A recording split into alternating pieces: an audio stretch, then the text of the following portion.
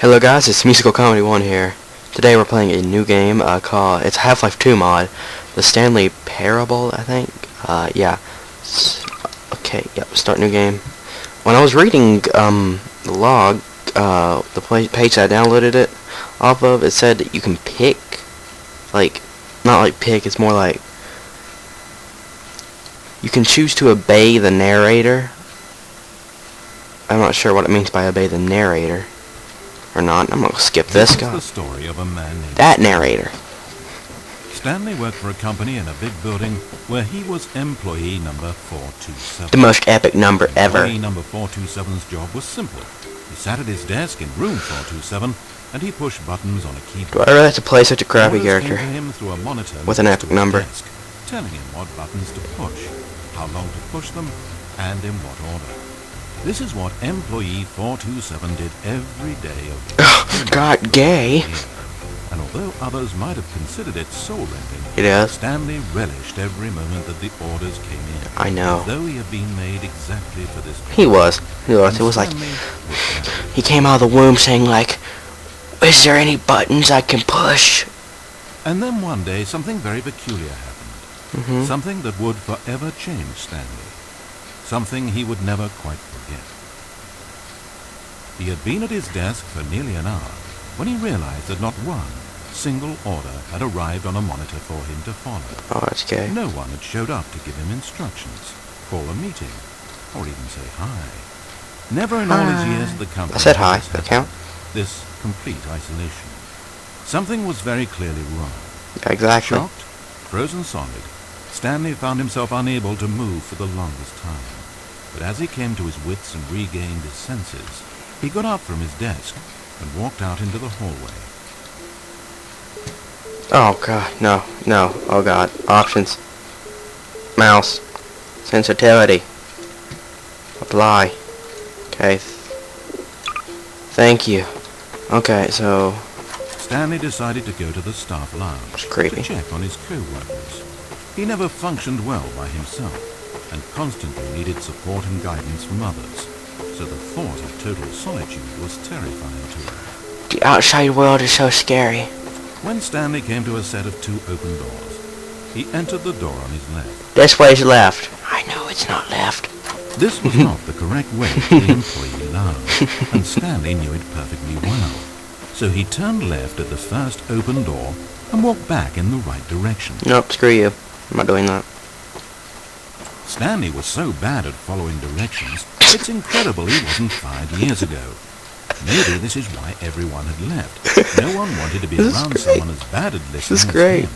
And since he was walking into the middle of nowhere, and thus ruining the entire story, Stanley decided that he would punish himself. So when he came to the elevator and the doors opened, he stepped inside and pushed the button to go up. I'm going down.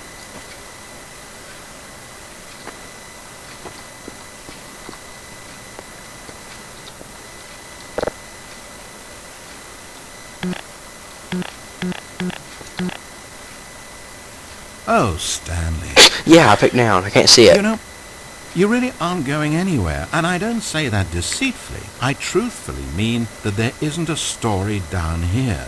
The story was back up where I told you to go in the first place. Right now, you're just running around looking at empty halls. Yeah. And frankly, that's perhaps even more infuriating for me. You don't know what you're talking about, you boner. Give me a chance and just let me tell the story. But what if I don't want to? You're scary. You're so scary. You monster. You killed my baby.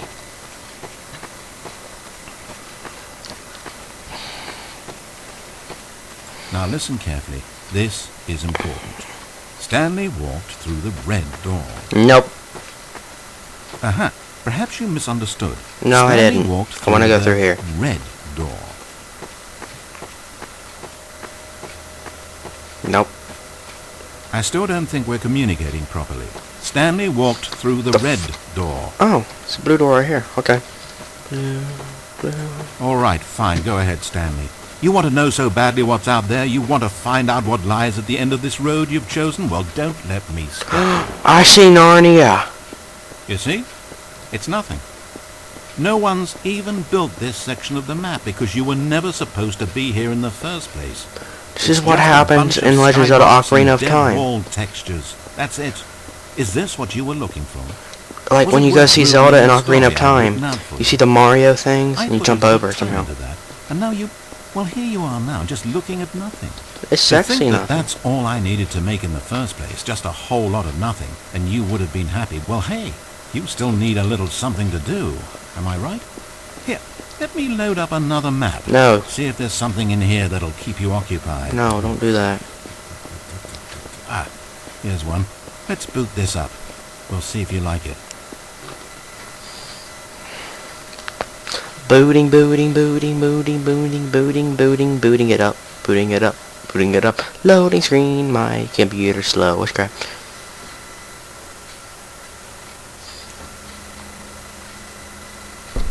Hey, this place looks familiar. Well, Stanley, is this any better? I don't know why it would be. This map wasn't even made for you. At least I created a world specifically with you in mind. I wanted to make you a leading man. This one, well, I'm afraid you're on your own there. Hey, where was the dude who was like sitting right here? Stanley was fat and ugly and really, really stupid. He probably only got his job because of a family connection. That's how stupid he is. That, or with drug money. Also, second. Stanley is addicted to drugs and hookers. Hookers.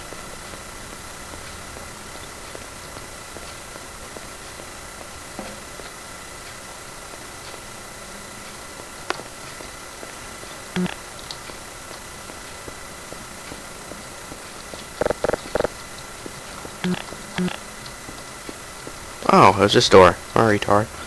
Hold up, Sport. I spent so long talking about you. Why don't we just take a break from that and talk about something else for a change? How's your wife doing? According to Wikipedia, more than 90% of the night sharks caught off northeastern Brazil contain mercury concentrations higher than that considered safe by the local government. I wonder if I turn that in Fascinating. science. Don't you I want wonder to if know I get more about the 100. night sharks?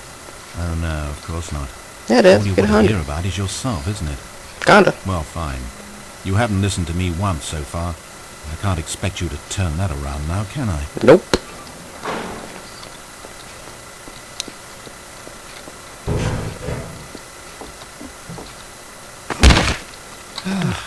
Is this the end of the line? I don't suppose this was a particularly fulfilling experience for you, considering not a single art aspect in this map was created with you in mind. But hey, you're a creative kid. I bet you can come up with a story about this place and why you're in it. And while you're doing that, why don't you... Wait. Hold on. What are you doing?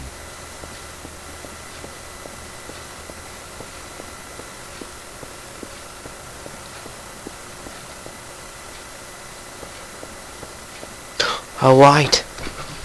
Andy, don't do that. I can't follow you there. I can't help you. Yeah, you can.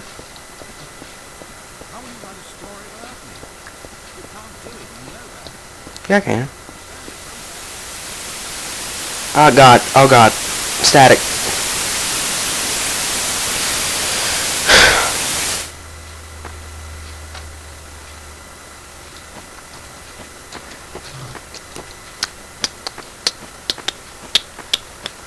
Beam, boom, boom. I know how to spam me. Dang it.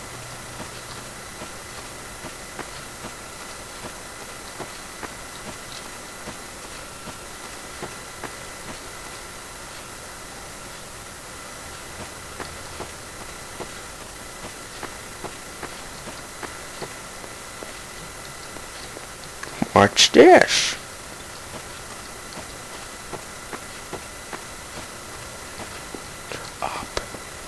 Up.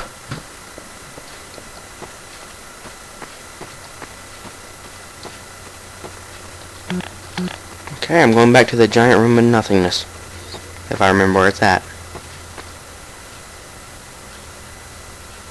It's sad, I know. Oh, thank But all stories must come to an end. Oh, that is pretty sad. Of course, they say it's the journey that truly matters. No, it not doesn't. The destination. No, it doesn't. It's just And I sad. like that Shut up. idea. To think we might value the paths we walk as much as the places they lead us. Now, I don't know March what the sort Penguin of story narration. you've ciphered out of that world you've made for yourself, But I hope that being the leading man was everything it's cracked up to be. It was pretty I great. know it can be a little hard getting around without someone looking over your shoulder, but this is simply the nature of freedom. Besides, I haven't really gone anywhere.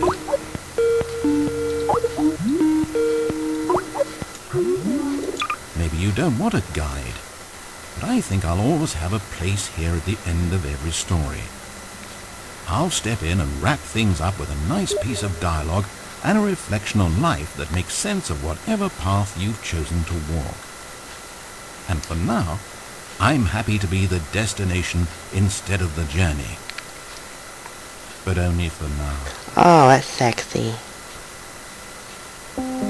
Is that it? The end. Thank you guys for watching. That was really fun.